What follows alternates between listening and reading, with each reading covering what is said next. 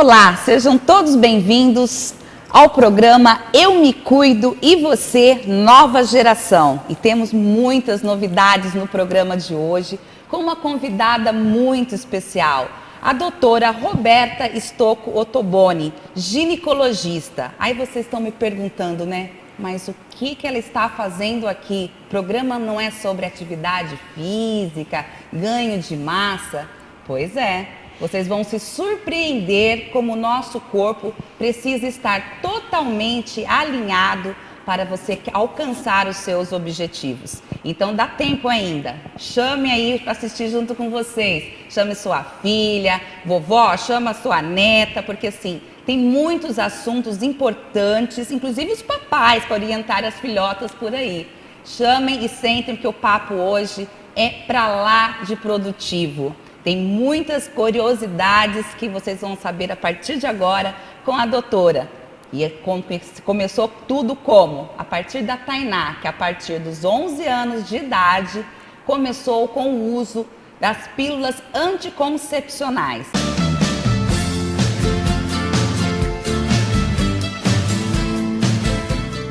E quem vai falar um pouquinho sobre isso, como tudo começou, é ela mesma. Seja bem-vinda, Tainá. Conta um pouquinho para todos por que você começou a usar anticoncepcional com 11 anos.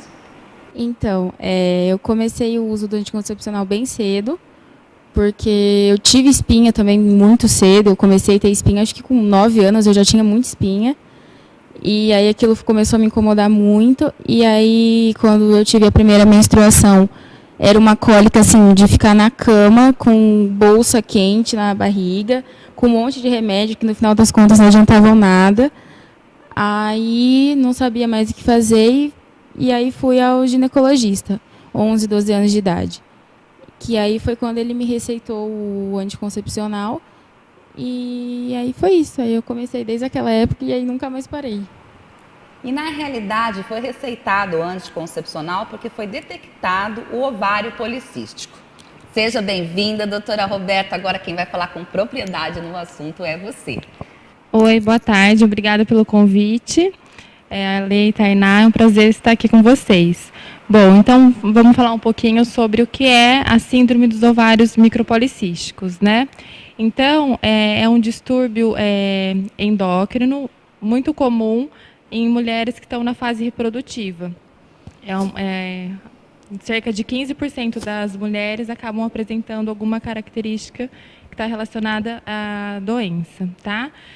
A gente tem que lembrar que, assim, para a gente... Então, o que caracteriza esse problema? Essa síndrome ela é caracterizada por alterações da menstruação, né? Geralmente, a paciente fica em amenorreia. O que é isso? Ela fica sem menstruar por vários períodos, associado a uma anovulação, né? Então, se ela não menstrua, se ela não faz o ciclo certinho, ela não ovula. Também tem a presença de hormônios masculinos em uma quantidade aumentada no nosso organismo, que é chamada de hiperandrogenismo, e os ovários micropolicísticos a ultrassom, que para a gente detectar os ovários micropolicísticos a ultrassom, então a gente vai visualizar aqueles microcistos todos no ovário, ou até pelo tamanho desse ovário também. Quando é de um volume aumentado, a gente também já dá esse nome para esses ovários. Para a gente diagnosticar a síndrome mesmo, então a gente teria que ter 2 desses critérios, né? E não apenas o achado ultrassonográfico sem as outras alterações, né? No caso da Tainá, ela, né, tinha muita cólica, tinha bastante acne, questão de pelos também, então ela tinha a clínica da síndrome associada ao padrão ultrassonográfico, né? Se a gente for pensar, né, numa paciente adolescente que acabou de ter a primeira menstruação, a menarca, se ela tiver apenas a irregularidade do ciclo e ela tiver esses ovários a ultrassom, a gente não trataria inicialmente. Por quê? Porque no começo da menstruação, após a primeira menstruação, nos primeiros 2 anos, é normal ter uma alteração menstrual. Então, é comum não vir todo mês, ficar intervalos maiores sem vir, aí chegar um mês vir 2 vezes a menstruação, porque o eixo hormonal dessa menina, né, dessa jovem, ainda está imaturo, então não é totalmente reguladinho, né?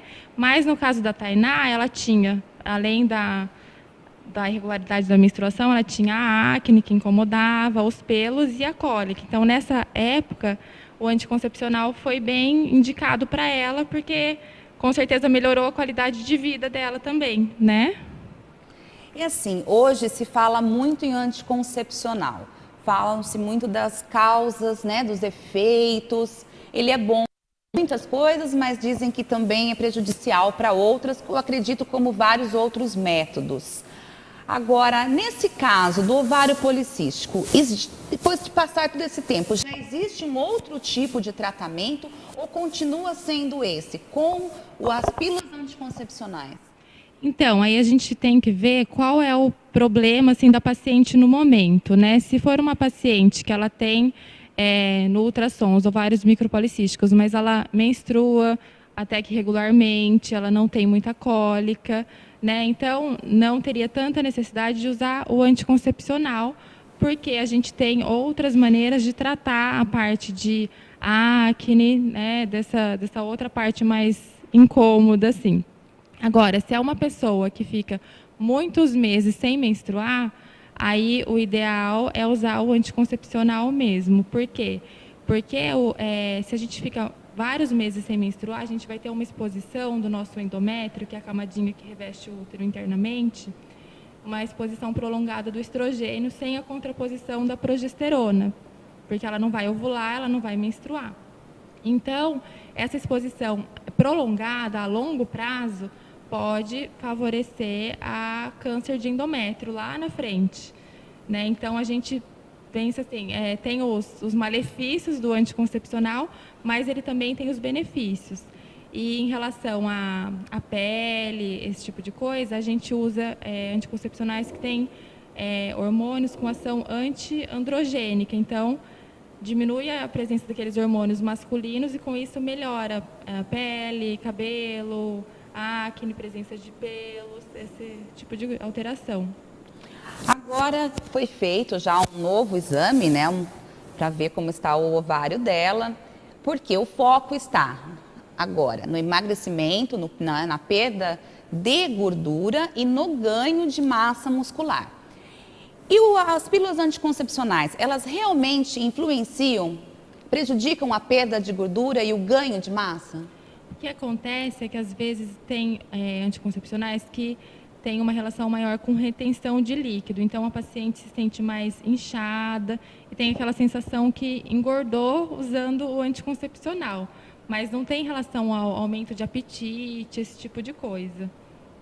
Mas e o ganho? Os hormônios, tudo que que tem ingerido já, que nem ela está com 20 anos, começou a anticoncepcional aos 12, 8 anos ingerindo esses hormônios.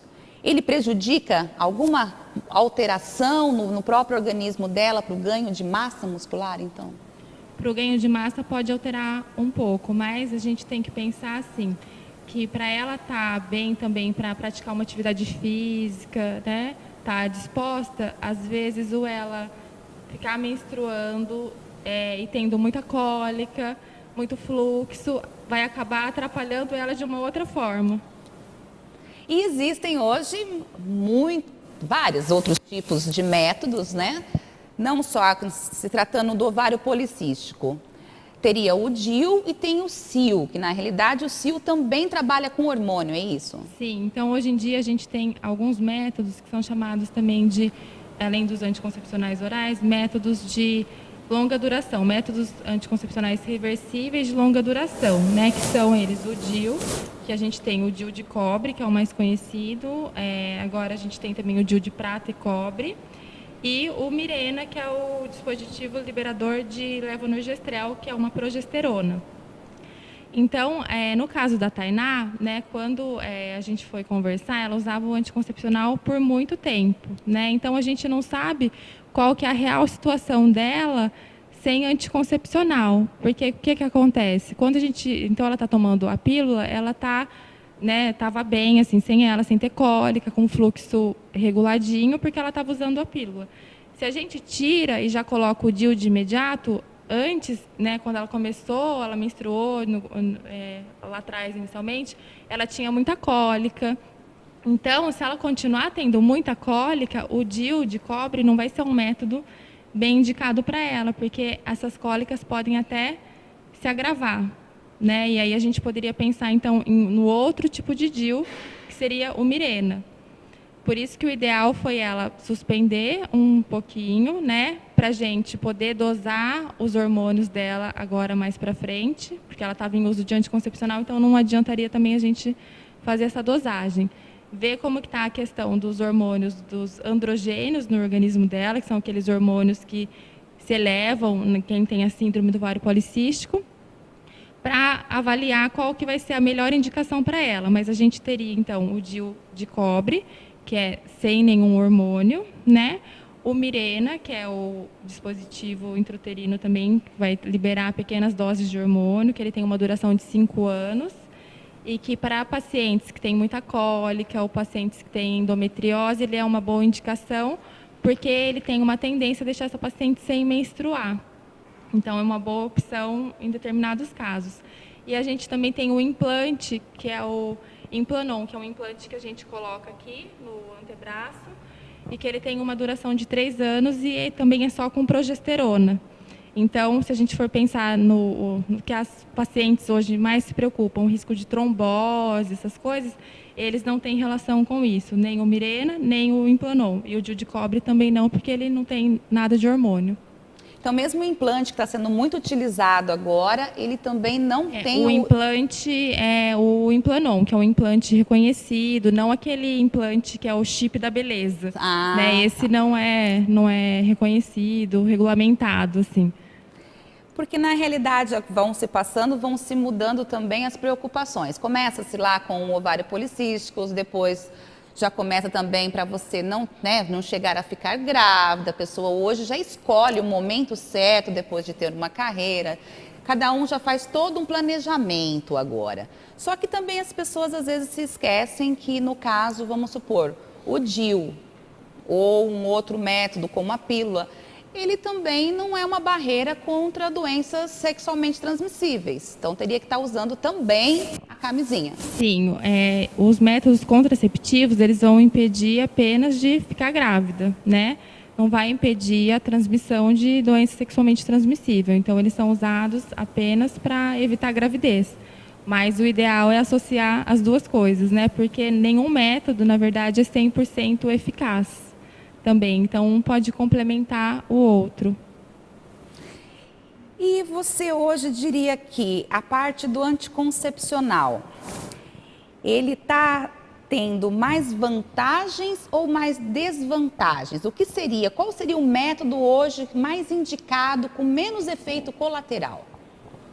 Então, aí depende muito de pessoa para pessoa. É individual. Sim, tem gente que é bem assim, regradinha, não esquece de tomar os comprimidos, né? Então, para essas pacientes, e se sentem bem, não tem enjoo, nada disso, elas se sentem bem tomando a pílula anticoncepcional oral e se adaptam bem. Agora, para pacientes mais jovens, pacientes que esquecem, né? Então, a gente acaba recomendando métodos de longa duração, principalmente para adolescentes, porque às vezes elas se atrapalham um pouquinho, né? Então, assim, o DIU ou o implante, a gente, né, coloca e ele está lá agindo, né? Assim, não depende do uso da pessoa.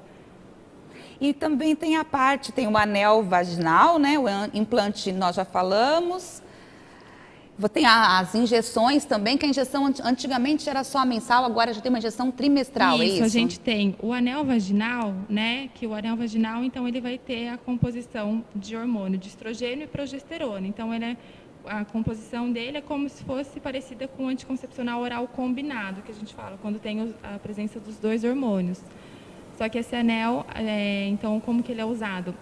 A paciente introduz dentro da vagina, ela mesma introduz, é de fácil colocação, e a gente falando parece estranho, mas a maioria das pacientes se adaptam super bem com ele e é difícil alguém querer trocar depois. Então, a paciente vai ficar 21 dias com esse anel, depois ela vai tirar, vai fazer uma pausa de 7 dias e introduzir um novo depois de 7 dias. Então, é como se ela tomasse um anticoncepcional de 21 dias, uma cartela de 21 dias e parasse 7 dias. Então, tem a vantagem de não ter que lembrar de tomar todos os dias também.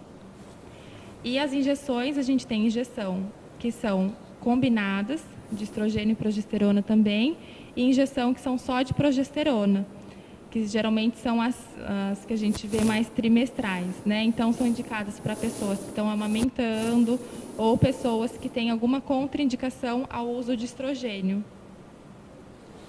Perfeito. Então, no caso da Tainá agora, o próximo passo serão os exames para medir os hormônios. Isso, a gente pediu um ultrassom, né, para ela, para avaliar como estão os ovários dela, para ver direitinho o tamanho do útero, se está tudo ok com o útero dela.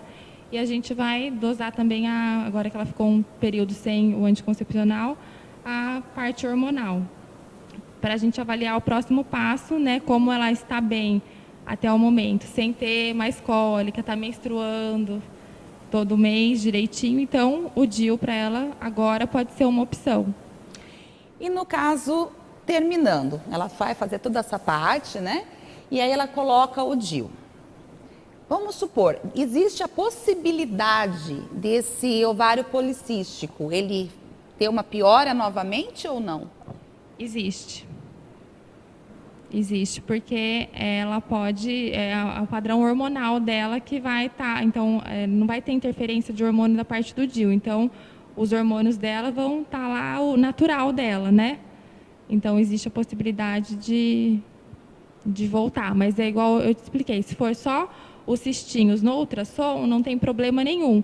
O que a gente não quer é deixar ela muito tempo sem menstruar, ou que a acne volte, né, de uma maneira muito exagerada, né? Se ela continuar menstruando regularmente, mesmo que ela tenha ovário micropolicístico no ultrassom, não tem problema, porque a gente pode tratar de outras formas essa parte de pelos e acne. Perfeito. Então, no ganho da massa muscular, agora também já existe essa parte, como você explicou, para deixar bem claro, se a pessoa precisa realmente tomar a pílula, existe agora com um hormônio só, é isso? Existe, mas o que vai ter mais benefício para quem tem a síndrome mesmo, todas as características, é o combinado, com estrogênio e progesterona. E a pessoa que não tem ovário policístico, ela só vai tomar as pílulas anticoncepcionais como contraceptivo. Aí ela pode estar usando só a que contém um hormônio? Sim, pode estar usando, né? O que a gente vai ter mais... o problema maior é que assim, o estrogênio ele faz o controle melhor do ciclo e é ele que vai ter mais benefício em pele, esse tipo de coisa. Então, às vezes a gente passa um anticoncepcional só com progesterona, um dos efeitos assim que a paciente apresenta é escape, que é aquele sangramento fora do período esperado, né? Isso não tem problema nenhum, não atrapalha a eficácia do contraceptivo. Mas, às vezes, a paciente não adere tão bem ao método porque não quer ficar sangrando inesperadamente, faz todas né? as continhas, vai para a praia, chega lá e fala assim, não estou menstruada nesse período. Pronto, papo. Exatamente.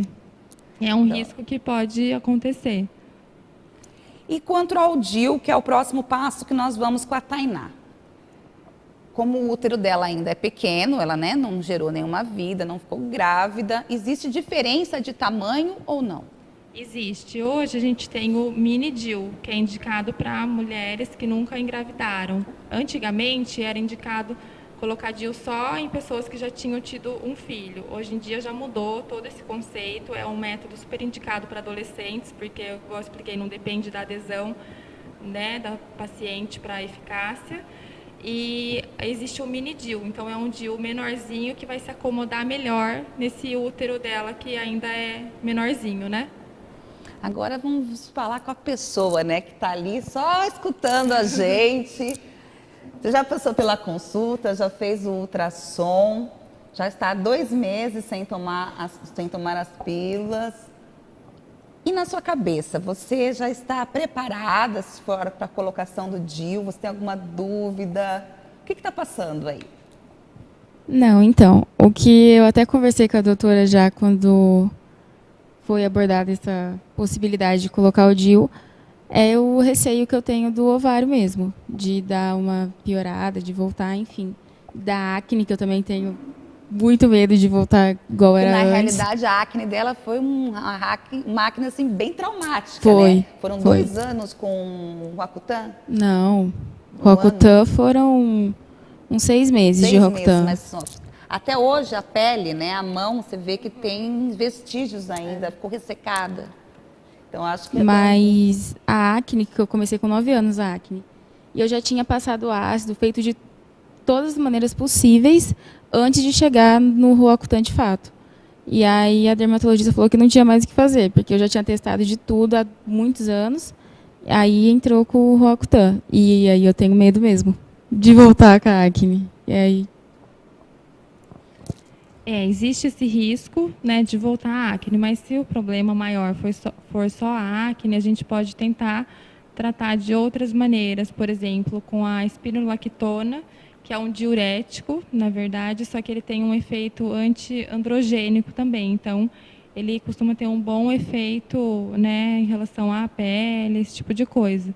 Mas, assim, são todas coisas que a gente vai ter que ir experimentando, né? Tem um método que pode ser bom para você e não pode ser bom para mim, e vice-versa. Por isso que a gente tem hoje tantas opções no mercado para agradar a todos, né?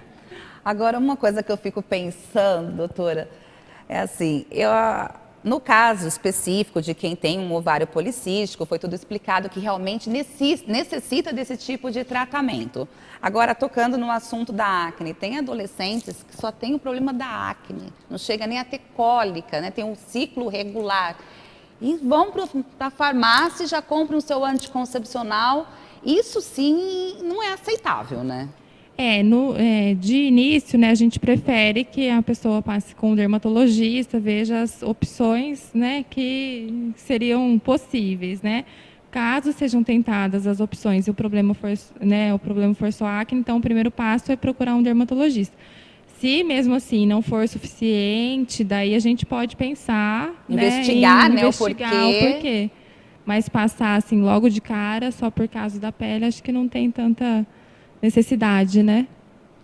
Então, como vocês perceberam, existem 1000 maneiras. Hoje os métodos são muito eficazes, bem mais do que antes, acredito eu. Mas cada caso é um caso, precisa ser analisado o problema e para que vai ser tomado, se é somente como um método anticoncepcional ou se existe um tratamento por trás junto com esse método, né? E para isso, só fazendo uma consulta, né, doutora? E verificando caso a caso. Mas vocês tendo dúvidas, a doutora é a nossa convidada aqui no quadro Eu Me Cuido e Você. Ela vai participar com a gente ainda por várias vezes, né, com todo esse processo que a Tainá vai fazer, o acompanhamento. Estamos aqui na torcida, né, Tainá? Que não vão voltar as espinhas, vai dar tudo certo. Mas vocês podem enviar também as suas perguntas para as minhas redes sociais, pelo meu WhatsApp que está na tela. E no próximo encontro, no nosso próximo bate-papo, nós vamos procurar responder as dúvidas também dos nossos telespectadores, né? Com certeza. Então é isso, doutora, muito obrigada. Tainá, vamos agendar a sua consulta, vamos para o próximo passo. Vamos sim. Seguir em frente, sabe por quê? Eu me cuido. E você? Eu também. Eu me cuido, nova geração. Tem muito mais a semana que vem. Espero vocês no programa inédito, toda segunda-feira, às 8 horas. Tenham todos uma ótima semana.